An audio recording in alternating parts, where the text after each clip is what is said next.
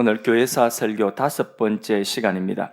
박해받는 교회에서 특혜받는 교회로, 이런 제목입니다. 오늘 읽은 본문은 구약 성경입니다. 근데 거기에 보면 이방인 왕 고레스, 페르시아, 그 당시에 제국의 온 세계를 제패했던 제국의 가장 위대한 왕입니다. 키루스 왕이라고 그렇게 이제 역사에는 나옵니다. 근데 우리 성경에는 고레스라고 그렇게 업력이 되어져 있습니다.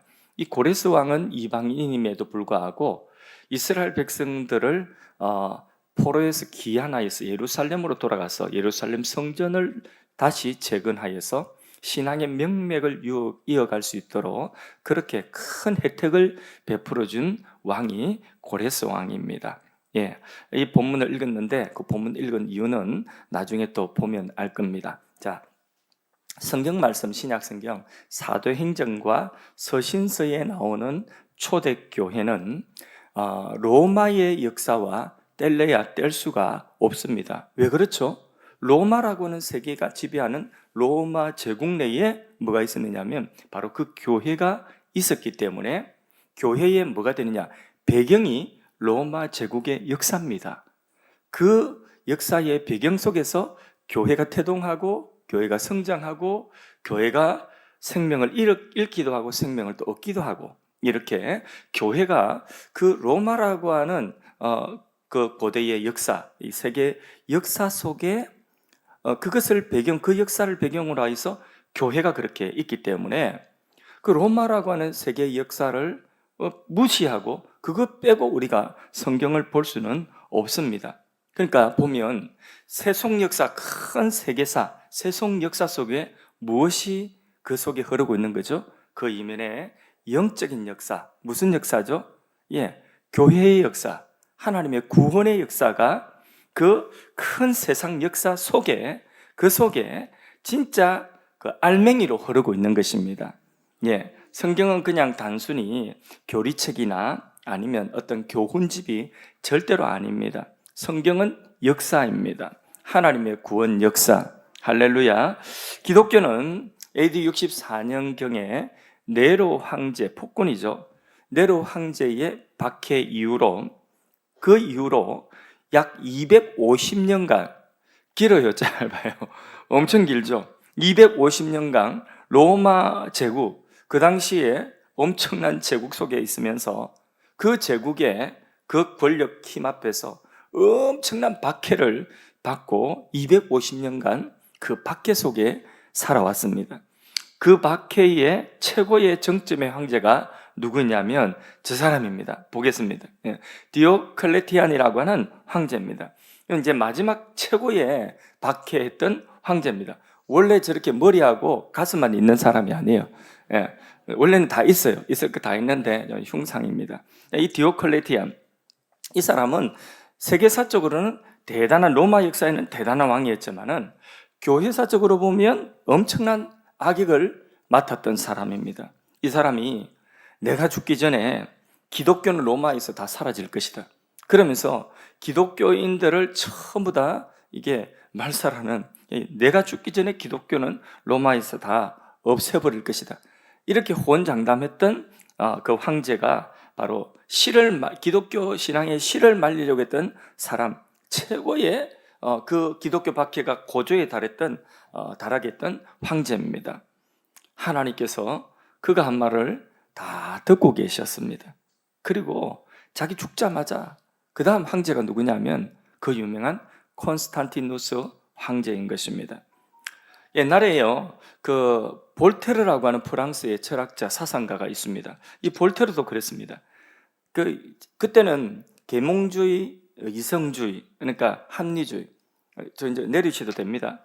계몽주의, 합리주의, 이제 인간의 이성을 굉장히 신봉하던 그런 시대가 왔습니다. 소위 말하는 문예부흥, 르네상스, 서양 문화 사이에 이런 인간의 이성이 정말 교만이 하늘을 찌를 듯한 이런 시대가 와서, 그래서 성경 말씀도 그때부터는 이제는 다 재단하기 시작하는, 이거는 우리의 이성에 맞다, 하면 그거는 받아들이고, 이성에 안 맞다 이러면 이성에 맞도록 재해석하고 잘라버리고, 이랬던, 이성으로 성경을 판단했던 그런 시대가 있었습니다.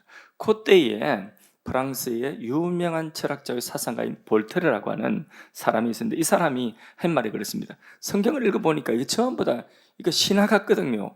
사람이 어떻게 무리로 걸어오며, 이런 책을 누가, 머리가 올바로 바뀐 사람이라면, 생각하는 사람이라면 누가 이런 책을 믿겠느냐? 이제 한 세기 안에, 1세기 안에 이 성경이라고 하는 이 책을 이제는 지구상에서 볼 수 없어요. 누구도 이런 책은 읽지 않을 것이다. 그럼 성경을 쭉 던져버렸습니다. 그렇게 성경을 폄하했습니다. 하나님이 들으셨을까요? 안 들으셨을까요?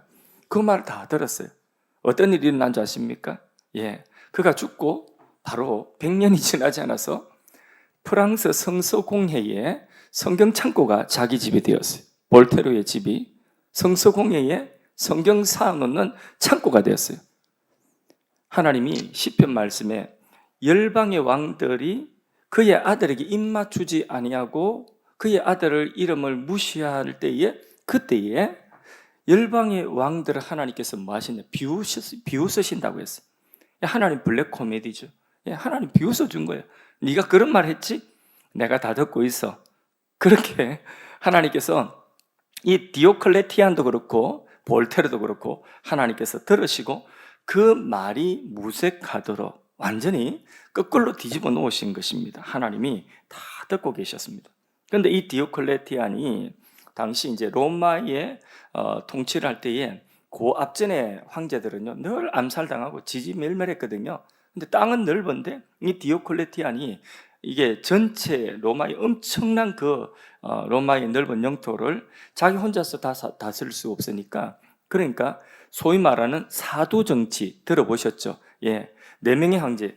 예, 로마를 동과 서로 딱 나눠 가지고 이쪽 서방에 이렇게 두 명의 황제 세우고 동방에 또 두 명의 황제를 이렇게 세워서 소위 말하는 사도 정치를 하게 한 것입니다. 그 중에 서방에 황제가 누구냐면 콘스탄티누스고 또 한 사람 막센티오누스입니다.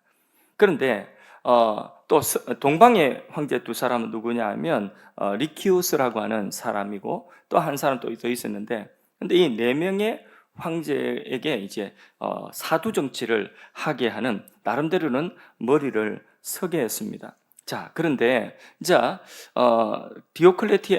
디오클레티안이 죽고 나서 누가 이제 황제가 됐냐면 바로 서방에서는 그 막센티우스와 콘스탄틴이 한판 붙어가지고 콘스탄틴이 이기게 됩니다. 그때에 콘스탄틴이 이긴 그 결전의 날, 뭐 이름 많이 나오는데 뭐 잊어먹어도 돼요. 그냥 콘스탄틴만 기억하면 됩니다. 다른 사람 이름은 나도 잘 몰라. 하여튼 봐야지 돼요.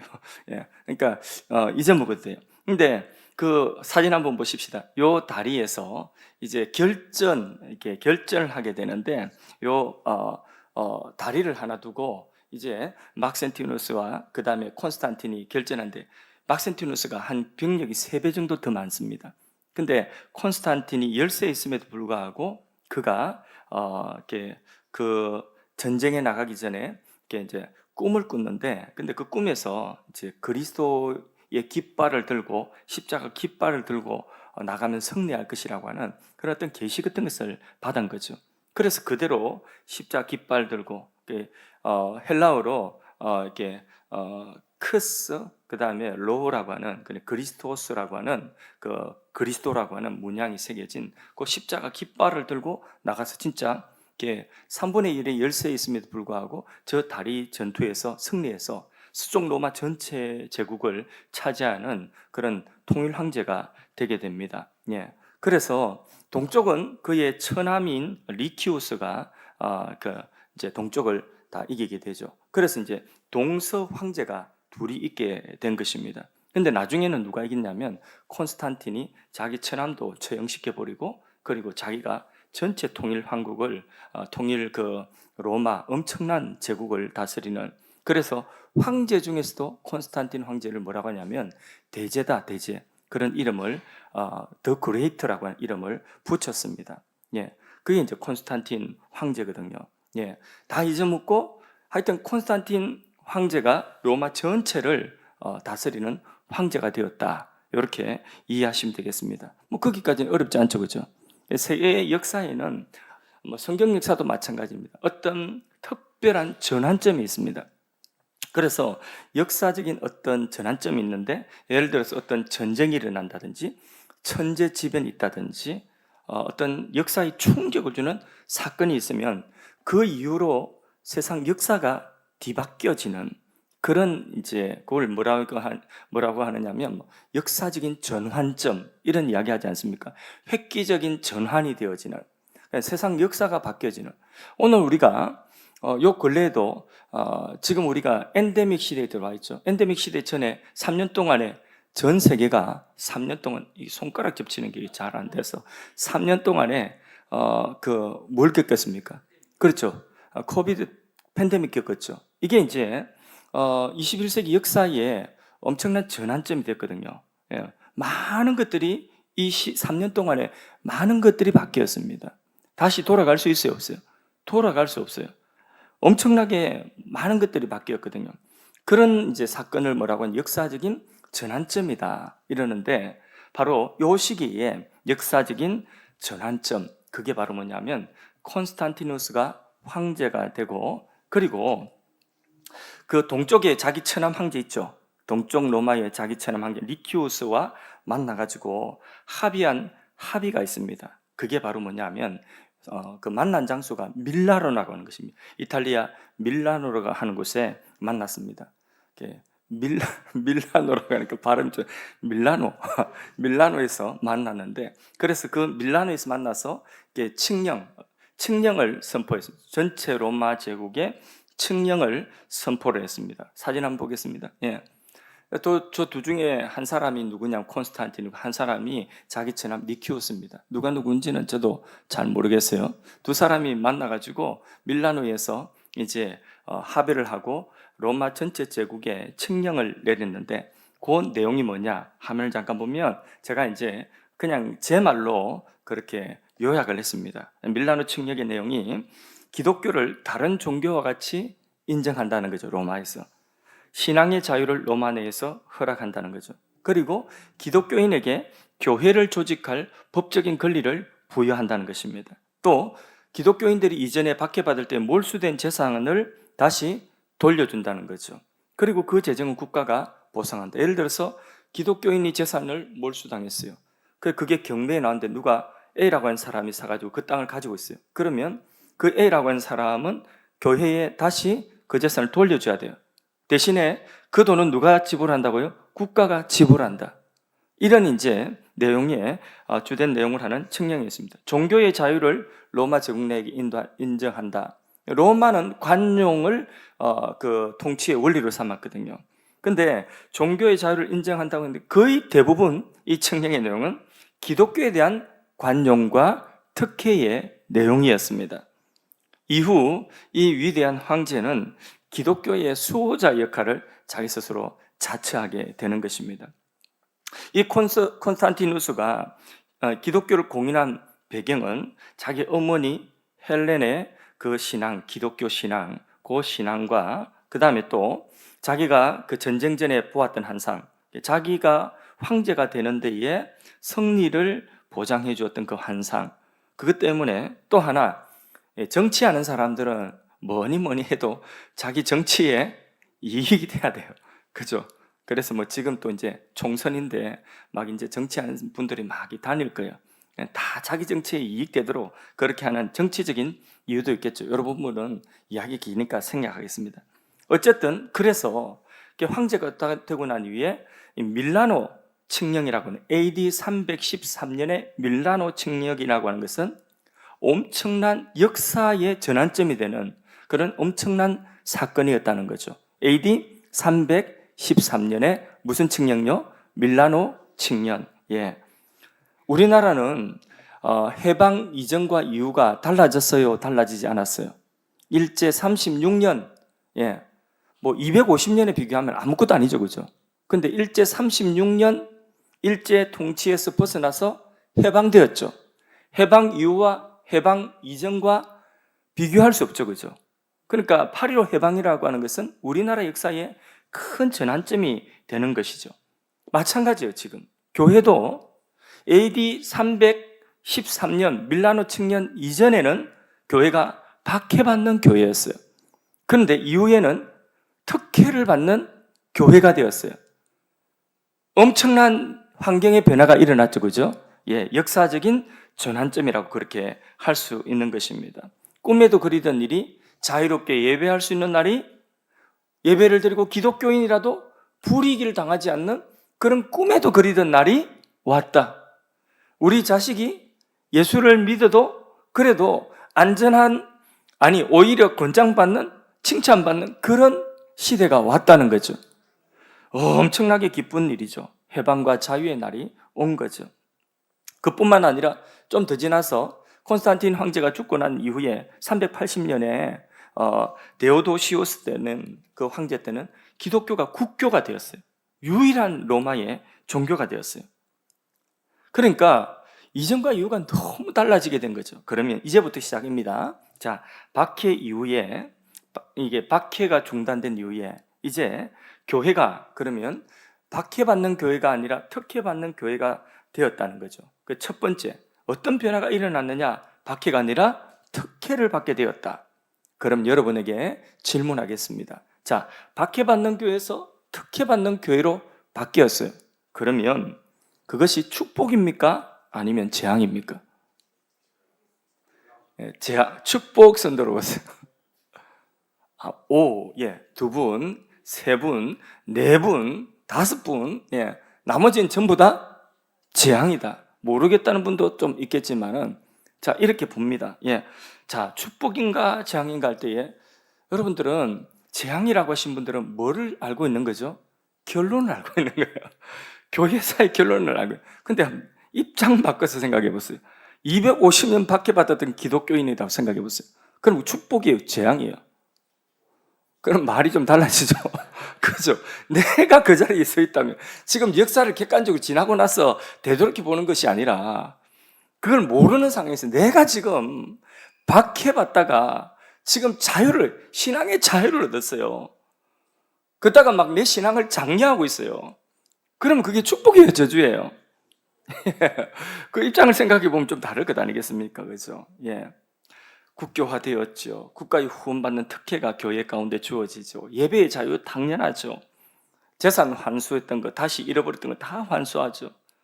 또 콘스탄틴 때의 한 일은 뭐냐면 일요일을 공식적으로 공휴일로 지정했어요. 그리고 그 일요일 날 예배를 드리도록 한 거죠. 그리고 나중에는 국교가 된 이후에는 공무원들은요, 일요일 날 예배 안 드리면 잘려요. 강제적으로 신앙 없어도 일요일 날 예배를 드려야 돼. 의무 참여해야 됩니다. 자, 이때부터 이제 박해받는 교회가 특혜받는 교회가 되었으니 이제는 교회가 이방인들을, 그 교회가 말하면 이교도들을 오히려 거꾸로 박해하기 시작한 거죠. 여러분, 길고 긴 모진 박해가 있었는데 그 박해 속에서 우리는 250년의 로마 제국의 박해 속에서 그 핍박을 받아가면서 신앙을 지켜낸 순교자들을 우리는 알고 있지 않습니까? 그 순교자들의 신앙은 정말 그야말로 초인간적인 그런 어떤 우리 인간의 힘으로서는 감내할 수 없는 고난을 그들은 다 감내하고 신앙을 지켜왔던 것입니다. 그 신앙이 오늘 우리 신앙의 뿌리가 되어 있는 것입니다. 한 사람이 순교당하면요, 그러면 한 사람 죽였는데 기독교인들이 몇 명이든 10명 이상의 기독교인 더 생기는 거죠. 이런 일이 박해받는데 일어났다는 거죠. 무엇이 저들로 하여금 저런 죽음을 가능하게 할까? 저렇게 죽음을 감내하면서까지 지키고자 하는 저들의 신앙은 과연 무엇일까? 이러면서 이교도들이 처음에는 기독교인들을 저 유대 변방에 그냥 하나의 종파처럼 여겼던, 미신처럼 여겼던 그 신앙이 진지하게 저 신앙은 도대체 뭐야? 도대체 뭘 믿는 거지? 그래서 히브리서 말씀에 너희들의 그 소망에 관한 이유를 묻는 자들이 있을 것이라고 그러죠. 그게 바로 그거예요. 죽어가면서도 신앙을 지키는 거예요. 그걸 보고 많은 것들을 생각하고 한 사람이 죽으면 10사람, 100사람의 회심하는 사람들이 나오는 겁니다. 그게 로마의 박해 기간 동안의 내용이었거든요. 그런데 이제 박해받는 교회에서 특혜받는 교회가 오랜 세월 유지되다 보니까 그런 신앙을 찾아볼 수가 없게 된 거죠. 그게 이제 변화 중에 하나입니다. 그 다음에 두 번째요. 자, 밀라노 칙령 이후에 교회와 국가와의 관계가 이제는 좀 그 관계가 재설정됩니다. 요한계시록에 보면 교회는 계속 박해받고 있죠. 그죠? 요한계시록을 보면 교회는 계속 박해받고 있지 않습니까? 그죠? 박해받는 교회에 결국 박해하는 대상은 누구였어요? 그렇죠. 용의 권세를 덧입고, 용은 뭐예요? 사단이죠. 그죠? 사단 마귀의 권세를 덧입고, 짐승의 권세를 덧입고, 막 열불 가지고, 막 이런 흉악한 짐승 같은 것들이 나와가지고 박해하는데, 그게 결국 바벨론이라고 하는 그 박해자가 교회를 박해하고 있는 거였죠. 그게 요한계시록의 환상의 그림들이, 그게 요한계시록이 보여준 그림이거든요. 요한계시록이 기록될 당시는 사도 요한이 AD 90년경에 그때에 자기도 지금 유배당한 상황, 그런 상황에서 박해가 엄청 심할 때거든요. 그 박해 속에서 하나님께 받은 것이 교회의 승리. 무엇에 대한 승리예요? 바벨론이라고 하는 그 짐승의 권세, 용의 권세를 받은 그 세력에 의해서 교회가 박해를 받고 있는, 그런데 결국은 누가 이기는 거죠? 교회가 이기더라. 그러면서 마지막에 보면 뭐가 무너집니까? 바벨론이 무너지죠. 무너졌도다. 큰 성 바벨론. 바벨론 무너졌다. 그 바벨론을 요한계시록 기록할 때에 요한계시록을 읽는 그 당시 초대교인들은 바벨론을 누구라고 해석을 했겠습니까? 누구라고요? 로마죠, 당연히. 박해를 하는 대상이 로마였으니까. 로마 아닙니까? 그렇게 무너져야 되는 이 사탄, 짐승의 용의 권세를 받은 그 대상이 바로 자기들을 박해하는, 교회를 박해하는, 그게 바로 바벨론, 그게 로마였다니까요. 로마가 바벨론이었다니까요. 근데 지금 어때요? 그 로마가 임금들이 특혜를 주고, 임금들이 교회 나오고, 공무원들이 다 교회 나오고, 그러면서 지금은 교회 건물도 주고요. 이전에 아폴로 신전 이런 신전들 있잖아요. 이방 신전들을 그 기독교가 국교화되고 난 이후부터는 그 신전을 전부 교회 줬어요. 이거 교회해라고. 그래서 그 신전, 이방이 엄청난 그 로마의 신전들을 받아가지고 교회로 리모델링 해가지고 사용했다니까요. 그럼 그냥 건물을 주지, 그러면서 월급 다 주지. 그럼 교인들 헌금할 필요 있어요, 없어요? 교인들 헌금할 필요 없어요. 성도를 헌금할 필요 전혀 없고요. 교회 망할 일이 없는 세상이 된 거죠. 기도 안 해도, 전도 안 해도 그냥 교인은 차고 넘치고 교회 망할 일은 하나도 없어요. 주교들의 신분이 고위 공무원 신분보다도 훨씬 더 주교의 신분이 상승되었습니다. 이전에 박해 시절에는 주교가 되려고 하면 어떤 각오를 해야 되죠? 죽고 싶으면 빨리 주교 되면 돼요. 그럼 죽여주십시오, 주교. 예, 순교를 각오해야 됐는데, 그런데 이제는 주교가 되는 것이 꿈의 직장이 된 거죠. 그러니까 그 자리에 있지 말아야 되는 사람들이 결국은 주교 자리에 있어서는 안 되는 사람들이 그런 자리에 탐을 내고 돈을 주고 올라가게 되는 그런 일이 생기게 된 거죠. 그러면 교회가 자연스럽게 타락해 버리게 된 거죠. 교회 타락의 중요한 원인이 된 거죠. 무엇이? 국가와 교회와의 관계가 이렇게 되니까. 교회가 특권을 누리지만은 신앙은 점점 나태해지고, 그리고 또 신앙의 도전과 훈련 받을 필요 있어요, 없어요? 제자 훈련 받을 필요 있어요, 없어요? 멘토링 양육 받을 필요 있어요, 없어요? 그런 거 받을 필요 없어요, 힘들게. 에? 전도 폭발 그런 거 할 필요 없어. 전혀 힘들게 왜 그런 걸 해요? 안 그래도 다 교인인데. 그러니까 전체적으로 교회의 그 신앙의 수준이 저 밑바닥에 하향 평준화되어 버린 거죠. 그럼 질문하겠습니다. 국가가 교회에 이런 특혜를 줄 때에 공짜로 주겠습니까? 아니면 은혜 받아가지고 하나님 은혜 받아가 주겠습니까? 어렵습니까? 공짜로 주겠습니까? 한번 따라합시다. 세상에 공짜는 없다. 그렇죠. 공짜 없습니다. 공짜 절대로 안 줘요. 공짜로 준 것이 아니에요. 그럼 뭘 원한 거죠? 대가로. 예, 왕들의 입맛에 맞도록 정치적인 지지를 해달라고 하는 거죠. 딴 거 있겠습니까? 우리가 이렇게 베풀어 줬으니까, 교회 줬으니까, 그러니까 교회 너희들도, 주교 너희들도 백성들 따둑거리 가지고 결국 뭐 하라는 거죠? 나 지지하라는 거예요. 황제 지지하라는 것입니다. 딴 거 뭐 있겠습니까? 그러니까 나중에는 황제가 교회를 자주 오지하는 그런 상황이 있게 된 거죠. 그러니까 오미한 백성들을 종교의 힘으로 뭐 하려는 거죠? 통치하려고 하는, 그러니까 교회를 통치의 수단으로 이용하려고 하는 로마의 왕들의 정치적인 그 속셈이 다 있는, 공짜가 어디 있습니까?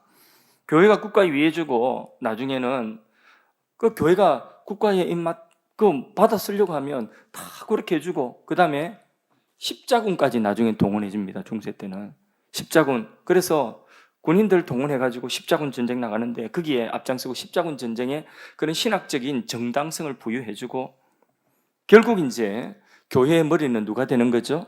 예수님이 아니라 황제가 되는 거죠. 예. 이게 교회와 국가와의 관계가 이렇게 재설정되어졌다는 거죠. 바벨론에서 이제는 우리를 돕는 착한 놈들이 된 거죠. 예, 그래 된 거죠. 그 다음에 그 박해받을 때의 신앙이 어떻게 됐다고요? 박해받을 때의 신앙은 어떻다고요? 순교의 신앙이죠. 근데 그렇게 초인적인 신앙, 정말 인간으로서는 감내할 수 없는 그런 고난을 기꺼이 감내하면서 박해를 받고 신앙을 지켜냈던 그 신앙의 힘이 어디 있다고 생각하십니까, 여러분? 그때에. 그렇게 그 박해를 견뎌내고 초인적인 신앙을 유지할 수 있었던 신앙의 핵심되는 그런 신앙은 어떤 신앙이 있었다고 생각하십니까? 예?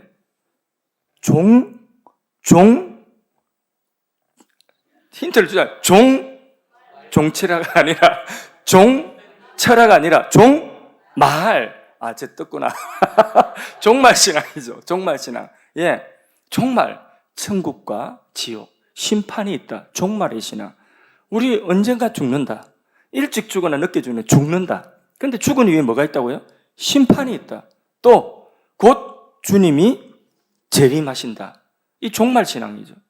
이 종말 신앙, 재림 신앙이 그 엄한 박해를 이길 수 있는 능력이 되었다는 것입니다. 근데 이것을 잃어버린 거예요. 종말 신앙을 잃어버린 거죠. 다가올 하나님 나라를 기대하지 않습니다. 이제 더 이상 재림 이런 이야기, 그런 신앙이 다 약해져 버렸어요. 박해받던 시절에, 그때는 주님 오실 그날만 고대했죠. 우리나라도 신사참배를 거쳤던 우리 믿음의 선진들, 손양원 목사님 같은 경우에는 먼 하늘 이상한 구름만 떠도 오 주님 언제나 오시렵니까? 그러면서 주님 고대가 불렀지 않습니까? 그게 뭐예요? 박해를 받으면서 그때의 소망 하나는 뭐야? 소망 하나는 바로 주님 곧 임박한다. 주님 재림과 그리고 내가 주님 앞에 선다는 이 종말 신앙이었던 것입니다. 그 신앙이 초인적인 힘을 발휘하고 그리고 그 엄청난 박해를 다 이기게 한 거죠. 주기철 목사님 저 어릴 때에 그 하늘 가는 밝은 길이 그런 영화 보면 예전에 그 신앙의 전기 영화를 보면 그 옛날 배우 누군가 이름 생각 안 나는데 그분 주기철 목사님 막 까만 안경 쓰고 그러면서 일제 그 순사들이 송파니에다가 그 못이 막 10% 못이 올라와 있는데 근데 이건 네가 예수 믿으면 네가 예수 믿는다면 이거 밟고 지나가라. 예수도 이렇게 십자가를 못 박겠다며 밟고 지나가라. 그런데 그거 밟고 지나가는 거죠. 저는 어릴 때 그 영화 보고 충격을 받았어요. 그리고 와 이거 이제 내가 그 길을 가려고 생각하니까 그래 우리 목사님 맨날 전쟁 난다고 하고 막 인민군들 내려오면 막 죽인 이상 예수 믿을래 안 믿을래 맨날 그 설교하시거든. 그분이 그런 인민군 치하에서 하루 3번 종치고 예배를 드렸던 분이니까 그러니까 늘 그런 예를 드셨고 했거든요. 그때 이용평 대위 북한에서 미국이 날라오고 막 부산 다대포 공비 막 배 간첩선 나와가지고 막 군인들 가고 이럴 때에 엄청나게 그때 반공하고 했던 때거든요. 그때 어릴 때에 주기철 목사님 그 영화 보고 송판에 그 솟아나온 그 못을 내가 밟고 과연 지나갈 수 있을까? 이거 생각하면 잠이 안 와요. 이거 생각하면 그냥 막 손발이 움직이질 않습니다. 너무 무서워가지고. 정말 우리 힘으로, 여러분 같으면 그런 신앙, 그냥 한 번에 팍 죽는 건 죽겠지만은, 그렇게 걸으라고 하면 걷겠습니까? 근사님 걷겠습니까? 어떻습니까? 어떻습니까? 예. 일단 걷는다고 하세요. 주님 능력 주시면, 내게 능력 주시는 자 안에서 내가 모든 것을 할 수 있느니라. 주님 능력 주시면 하는 거 아니겠습니까? 능력이 없으니까 우리 힘으로는 안 되는, 그냥 초인적인, 초월적인 주님의 은혜와 능력이 임하면 우리는 그 길을 걸어갈 수가 있는 거죠. 그게 뭐냐? 그 종말의 신앙의 힘인 것입니다. 자, 이래서 이제 바퀴가 없다 보니까 이 종말 신앙이 다 사라져버린 거예요. 그래서 네 번째로 무슨 운동이 일어났다고요? 지난 시간에 했죠? 수도원 운동이 일어났죠. 외부에서 탄압이 없으니까, 박해가 없으니까 이제 알곡과 쭉정이를 걸러내는 기능이 상실돼 버린 거죠. 그죠? 누가 알곡인지, 누가 쭉정인지, 전부 다 쭉정인지 모르는 그런 시대가 온 거죠. 예. 그래서 지금은 황홀한 위치에서 영적인 잠에 빠져들고 참신앙을 잃어버리게 되는 때에, 그때에 이제는 일단의 사람들이 외부에 박해가 없다면, 외부에서 나를 쳐서 그렇게 박해하는 박해가 없다면, 이제는 내가 스스로 나를 쳐서, 내가 스스로 나에게 고난을 주고 고행을 주고 박해의 수준을 만들어서 나의 영적인 순도를 지켜나가고자 하는 사람들, 그 사람들이 재산 버리고 그 사람들이 이집트 사막에 들어가서 수도원 운동을 일으켰다고 했잖아요. 그죠? 그는 이제 외부의 박해가 없어지니까 영적 순도를 스스로 유지하기 위해서, 그래서 자기 스스로 이제 사막에 들어간 거예요. 그래서 자기 스스로 박해의 환경 속으로 스스로 그 환경을 만들어 들어간 사람들이 수도사입니다. 수도사. 예. 나중에 이제 그 수도원 운동도 나중에 이제 뭐 좀 변질되는 것도 있지만은, 아무튼 그렇게 해서 그런 사람들도 생겨났다. 그래서 수도원 운동 일어난 거 지난 시간에 말씀을 드렸습니다. 좀 생각나죠, 그죠? 예. 그래서 우리도 마찬가지. 오늘 우리는 편안하고 이런 박해 환경은 아니지 않습니까?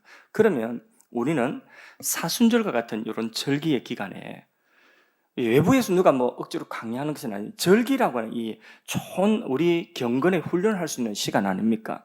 이런 절기의 시간에 내가 스스로 나를 조금 쳐서 절제시키고 복종시키고 그런 훈련을 할 수 있는 좋은 기회가 바로 이 사순절 기간인 줄로 믿습니다.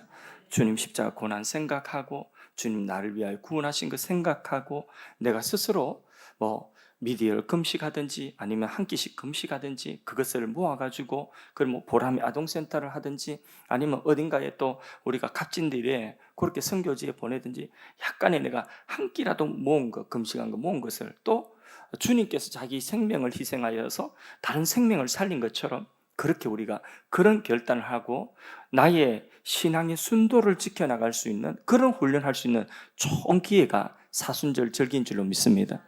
사순절 날 집에서 주무시지 마시고 아침에 일찍 일어나서 새벽기도 나오세요. 그렇게 좀 새벽기도 스스로 쳐서 복종시키고 새벽기도 나오고 이렇게 하셔야죠. 예. 뭐 그렇게 해가지고 얼마나 더 우리가 뭐 좀 더 자가지고 얼마나 더 우리 건강을 많이 유지해가지고 얼마 몇 년이나 더 살라고 그렇게 막 자기 몸 아끼고 그렇게 하십니까? 예. 좀 요런 절기 때는 그렇게 다 하는 거예요. 제가 억지로 푸시 안 해도 그래도 우리 스스로가 그렇게 할 수 있는 게, 그게 우리 신앙의 양심인 것입니다. 자, 그래서 박해받고 교회가 힘든 것이, 여러분 한번 생각해, 다 나쁜 것은 아니었죠, 그죠? 신앙의 순도가 유지되었다는 거예요. 그러면 이 환경이 문제입니까? 아니면 사람이 문제입니까? 어떻습니까? 사람이 문제죠. 예.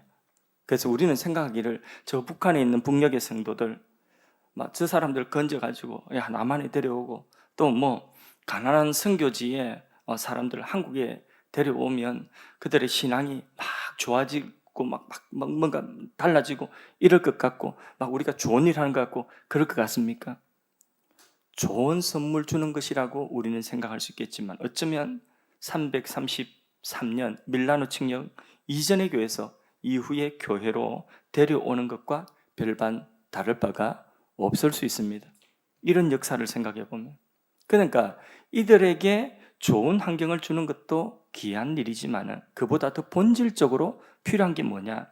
참신앙으로 세워나가는 것이다. 또 우리도 마찬가지. 우리가 어려운 가운데 신앙생활하는 것과 아니면 축복된 현실 가운데 신앙생활하는 것, 우리가 삼각교에서 어렵게 신앙을 지키고 우리가 열심히 했던 것과, 그리고 지금 교회를 짓고 여기 교회가 성도들이 많아지고 교회가 부흥되는 이런 환경, 자, 어떤 것이 좋은 거야? 어떤 것이 좋은 것입니까? 그는 좋고 나쁘고 우리가 말할게 환경이 문제가 아니라니까요. 무엇이 문제이죠? 예, 우리 사람이 문제예요. 우리 사람. 우리의 신앙이 끼어 있으면 되는 거예요. 하나님의 선물이 될 수 있는 것입니다. 그 다음에 도나투스 논쟁이라고 하는 것이 있었습니다. 이 도나투스라고 하는 사람은요, 아프리카의 주교인데요. 그런데 이제 우리나라도 그렇지 않습니까? 신사참배 일제시대 지나고 나서 해방이 되었습니다. 순교자들이 있었고 옥에 옥중 성도들이 있었는데 옥에 있는 사람들이 풀려났습니다. 근데 와서 보니까 배교자들, 그러니까 신사참배 찬성했던 사람들이 총회 가니까 다 거기 다 있는 거예요. 그 신사참배 가기로 했던 목사님들이 거기 다 이 지휘봉 들고 다 있는 것입니다. 감투 하나씩 다 사고 있는 것입니다. 그걸 보니까 견딜 수 없는 거죠. 그래서 이제 나누어진 것이 고신교단이다. 제 새가족반 때 설명을 드린 적이 있습니다. 똑같은 상황이 지금 이제 밀라노 칙령 이후에 생기게 된 거죠. 자, 밖에 봤던 시절에 배교한 사람들이 많았겠습니까? 배교하지 않고 순교신앙 지켰던 사람 많았겠습니까? 그렇죠. 그때도 배교한 사람들이 훨씬 더 많았을 것입니다. 예. 그런데 그런 사람들이 성직자가 되어서 성례를 집례하는데, 세례를 주고 성례를 집례하는데 저런 사람의 성례전은 받아들일 수 없다 하고 주장하고 나온 분이 계시죠. 그분이 누구냐면 아프리카의 주교였던 도나투스라고 하는 사람. 그 도나투스를 추종하시는 분들이 이게 도나투스파라고 하는데, 자, 이렇게 이분들 도나투스파는 배교했던 사람들이 집례하는 그 세례를 주었던 그 세례, 또 집례하는 지금의 성례전, 그 인정할 수 없다, 가치 없다, 이렇게 이제 말을 했죠. 근데 여러분들은 어떻게 생각하십니까? 예, 만일 성례전, 세례와 성찬의 성례전의 가치가 집례하는 사람의 믿음의 어떤 순도에 달려 있다면, 그러면 그 순도가 어느 정도 돼야지 그럼 되겠습니까? 그것도 측정할 수 없는 굉장히 주관적인 것이죠. 그래서 도나투스 그 주장이 무시됩니다. 그래서 배교자들의 손을 들어주는 그런 형국이 되었죠. 예. 그래서 이제 전체적으로 조금 교회가 약화되는 그런 부분도 있습니다. 종교개혁 이후에도 이런 일이 있었습니다. 로마 카톨릭에서 준 세례가 과연 유효하나? 그건 로마 교황, 그거는 사단의 권세 아래서 받은 세례이기 때문에 그건 무효다, 이렇게 주장하는 사람, 무효다고 주장하는 사람들이 그럼 다시 이제 세례를 받아야 된다. 그 일단의 사람들을 제세례파, 지금 침례교의 뿌리가 되기도 하죠. 제세례파라고 그렇게 말을 하는 거죠. 우리나라 신사참배 이후에도, 해방 이후에도 똑같은 그런 상황이 벌어졌습니다. 사실 우리가 이거 알아야 돼요. 박해 상황 자체는 그 시대 교회 전체의 아픔이었습니다. 역사의 아픈 과거였죠. 만일에 우리가 그런 시대에 태어났다고 한다면 우리는 과연 어떠했을까? 나는 배교 환자의 입장에 있었을까? 나는 신앙을 지켜냈을까? 우리가 한번 생각해보면 장담할 수 없겠죠. 예. 나는 그렇게 하고 싶은데 장담은 할 수 없습니다. 내가 과연 그렇게 이겨낼 수 있었을까? 자신할 수 있는 사람은 아무도 없을 것입니다. 신앙의 순도를 지켜내고 승리했던 분들을 우리는 존경해야 됩니다. 그분들의 신앙을 우리는 본받아야 됩니다. 그런 자세는 꼭 필요합니다. 그러나 우리가 그 시대를 살아보지도 않고 잠시 배도의 길을 걸었던 사람들을 우리가 오늘 입장에서 그들을 정죄하는 일에 집중하는 것은 역사를 보는 바른 자세가 아니라는 것을 우리는 항상 알아야 됩니다. 교회사뿐만 아니라 세속 역사도 마찬가지입니다. 지난 역사를 우리가 바라보면서 역사는 지나간 건 아닙니까? 우리는 지금 이만큼 와 있거든요. 그걸 바라보면 결과를 다 알고 우리가 역사 속의 특정 인물이나 특정 사건을 그 시대 사람들보다도 더 객관적으로 볼 수 있는 그런 시간적인 위치에 우리는 있지 않습니까? 누가 잘못됐다, 누가 잘못되지 않아, 그건 옳다. 우리는 지금 웬만하면 다 알지요. 역사가 지나왔기 때문에. 그런데 여기서 우리는 뭘 배워야 되냐면 역사의 교훈을 배워야 됩니다. 우리는 여기 있어서 지금 내가 심판하는 데 집중하면 안 돼요. 잘못된 사람 이미 잘못한 겁니다. 그 심판하는 데 집중을 해가지고 미래로 나가지 못한 이 잘못된 자세인 것이죠. 나는 그러면 그 역사에서 어떤 교훈을 받고 어떤 삶을 내가 살아야 될 것인지 그걸 내가 내 마음속으로 정리해가지고 미래를 향하여 나가야 되는 것이 역사를 우리가 공부하는 자세입니다. 오늘 시점에서 우리가 반성을 넘어가지고 심판하고 처단하려고 하는 그런 자세를 가지고 우리가 지금 이 시점에 서 있는 그것은 잘못된 자세입니다. 무슨 자격으로 우리가 과거를 심판하겠단 말입니까? 우리가 하나님입니까? 그렇지 않습니까, 여러분? 겸손해야 되는 것입니다. 그것도 자신의 이념으로, 자신의 논리로. 나쁜 놈 아니면 좋은 놈. 그게 뭐예요? 자기 이념으로. 니는 천국, 니는 지옥. 그걸 내가 판단할 수 있는 그런 권한이 내게 어디 있습니까? 겸손해야지. 자, 이제 마지막입니다. 콘스탄티누스 황제에 대한 평가입니다. 자, 제일 먼저 세 가지 꼽으라면 첫째, 밀라노 칙령. 이거 설명드렸죠, 그죠? 예. 이게 기독교 역사에, 교회사의 엄청난 역사의 전환점이 되었다. 두 번째, 지지난 시간에 했습니다. 니케아 공의회. 거기서 뭘 만들었죠? 니케아 신경이라고 하는 사도신경과 같은 그런 기독교 신앙의 교리를 수호했다는 거죠. 그래서 콘스탄틴 황제가 직접 이 회의를 주관했어요. 그리고 자기를 사도 수준으로 그렇게 생각을 했어요. 동기가 뭐냐? 사실 이제 동기는 정치적인 동기입니다. 기독교가 분열되면 제국도 이에 교회가 제국 내에 전부 기독교 이제 나라가 되어버렸으니까 교회가 분열되면 아리우스주의, 무슨 주의, 아다나티우스주의 이래가지고 교회가 분열되면 안 되잖아요, 그렇죠? 그러면 제국도 분열될 가능성이 있으니까 그러니까 콘스탄틴 황제가 자기 힘으로 그냥 에큐메니칼 공회를 소집해서 로마 제국에 있는 모든 교회 주교들 다 모아가지고 그래서 자 누가 옳은가 한번 성경대로 한번 해보자 이래가지고 그래서 이제 결론을 내린 것이 뭐냐 바로 아리우스 예수님은 하나님이 아니다 신성이 없다 훌륭한 분이다 그 아리우스주의를 배격하게 된 거죠. 그리고 진리를 수호해 예수님은 참 하나님이시고 참 사람이고 삼위일체에 대한 진리를 수호하게 된 것. 그게 바로 뭐냐 니케아 공의회를 이 콘스탄티누스 황제가 한 겁니다. 예. 그 다음에 이제 통일 황제가 된 이후에 이 콘스탄티누스가 뭐 했냐면 새로운 로마를 만들어 보고자 수도를 옮긴 거죠. 수도를 어디로 옮기냐면 비잔티움. 오늘 터키의 이스탄불이죠. 이스탄불. 그래서 그곳으로 수도를 옮기는 일을 했습니다. 그래서 자기 이름을 따가지고 그 이스탄불, 비잔티움을 뭐라고 했냐면 콘스탄티노플이라고 그렇게 이름을 붙인 거죠. 예. 그래서 나중에 서로마가 멸망하고 난 이후에 오스만 터키 제국의 동로마 멸망할 때까지 사실상 로마의 수도 1000년 이상의 수도가 된 그래서 로마의 정치, 경제, 문화 모든 중심지가 됐던 것이 바로 콘스탄틴 1000년 이상의 로마 제국을 유지하게 했던 그 도시가 바로 콘스탄틴 황제의 이름 따서 수도를 천도한 겁니다. 이 사건과 관련돼 가지고 보너스로 오늘 너무 졸립진 않죠, 그죠? 너무 지겹지도 않죠, 그죠? 예, 그러면 보너스로 요거 한 가지만 더 이야기를 해드리겠습니다. 예. 콘스탄티누스 황제의 기정이라고 하는 기정이라고 하는 그런 문서가 있습니다.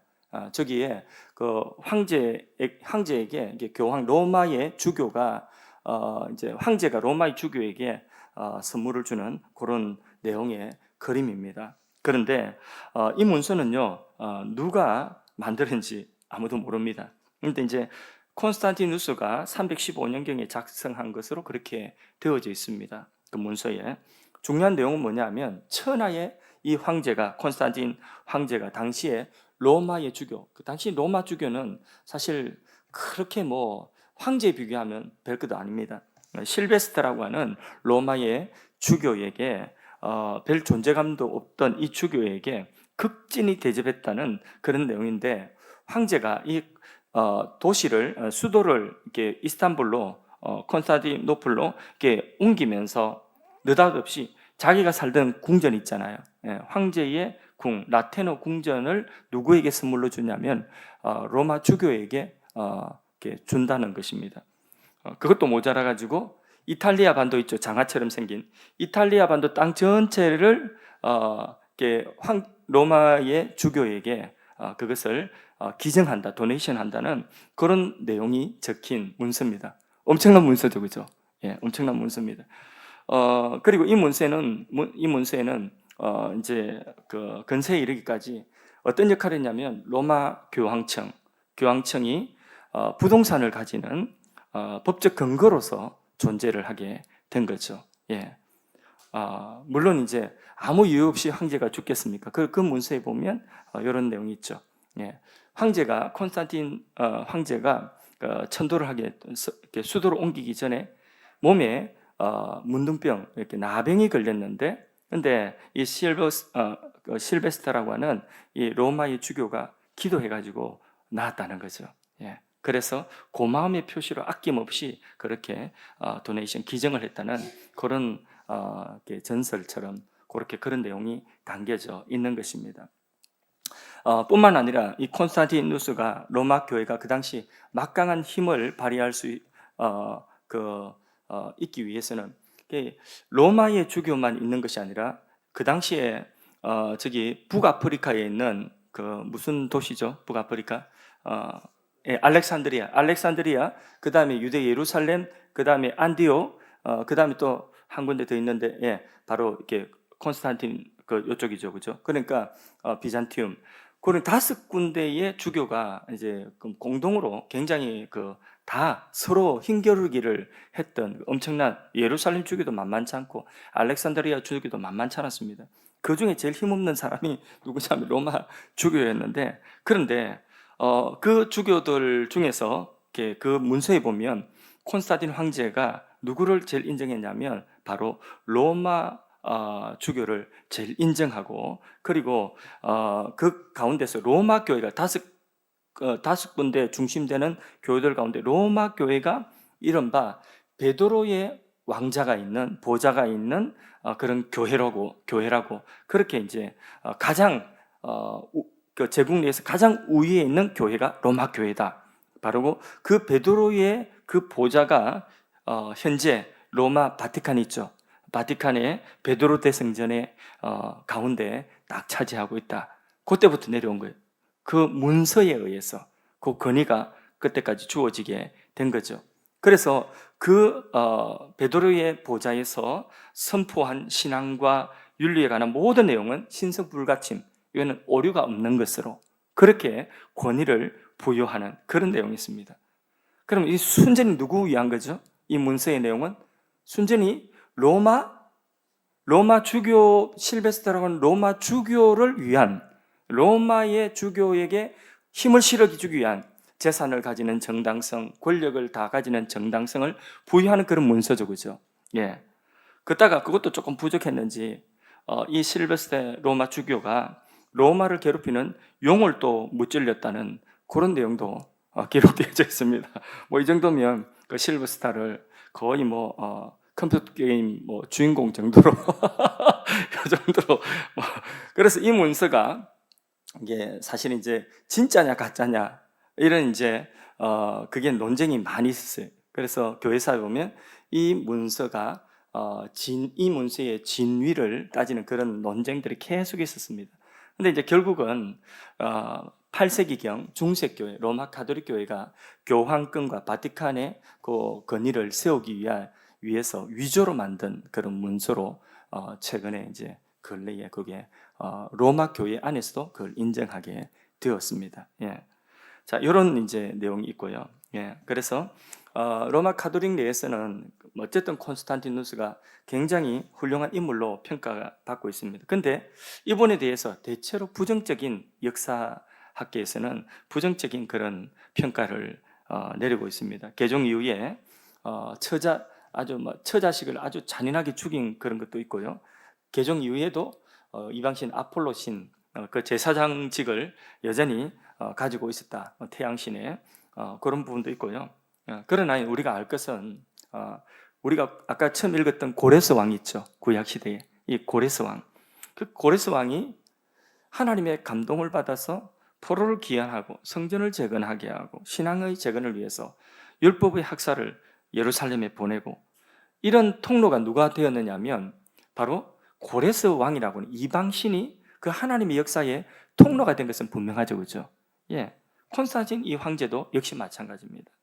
교회사에서 누구도 부인할 수 없는 그런 한 획을 끊는 역사적인 전기를 마련했습니다. 밀라노 칙령도 그렇고 그리고 니케아 신경도 그렇고 진리를 수학 본인이 뭐 어두했든 안 했든 간에 그런 일들을 사실 하게 된 하나님의 통로가 되었던 것입니다.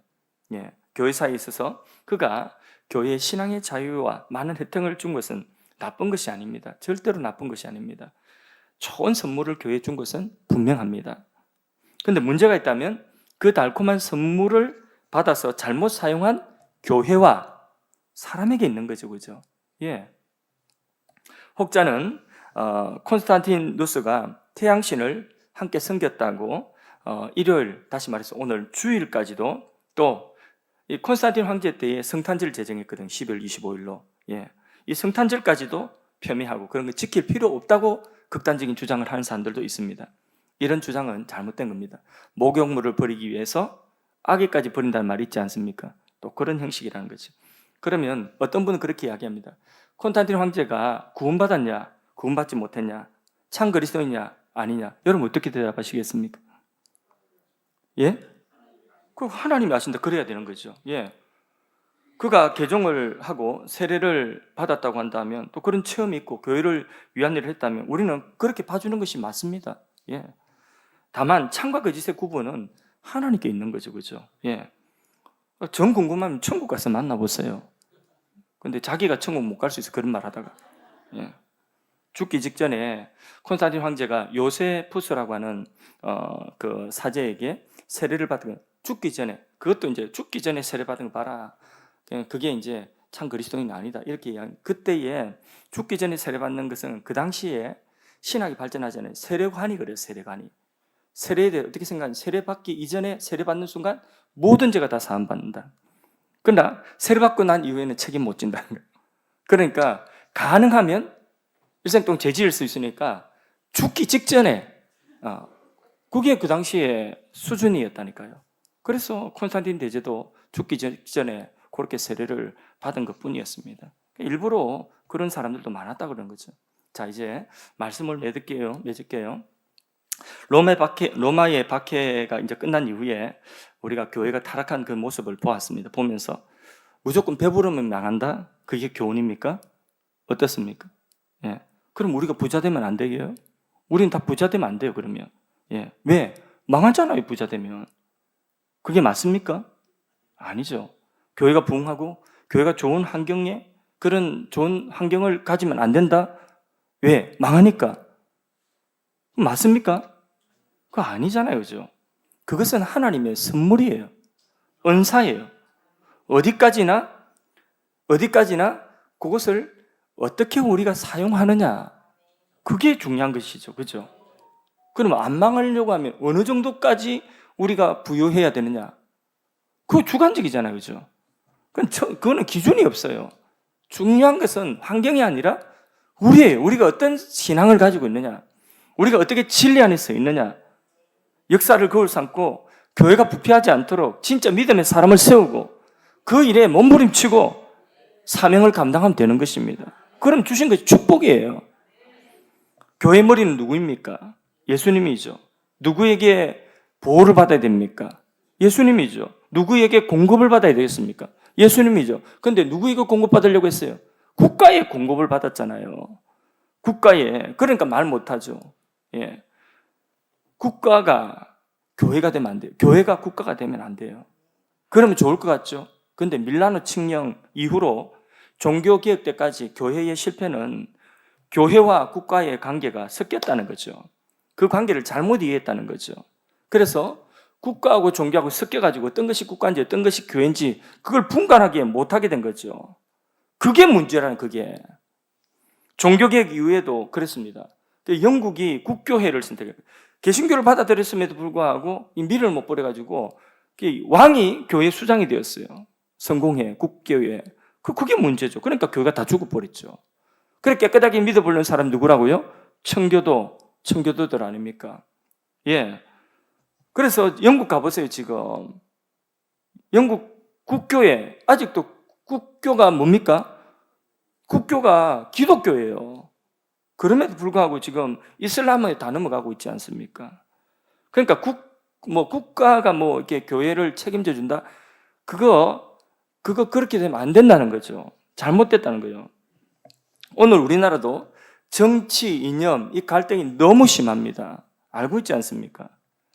진보 측의 어떤 목사는 앞장서서 정권 타도를 외치고 그 진보의 어떤 그래서 심지어 몰카까지 해가지고 그렇게 하고, 또 보수 측의 어떤 목사는 예배당까지 알박게 하고 이상한 짓거리를 다 하고 있습니다.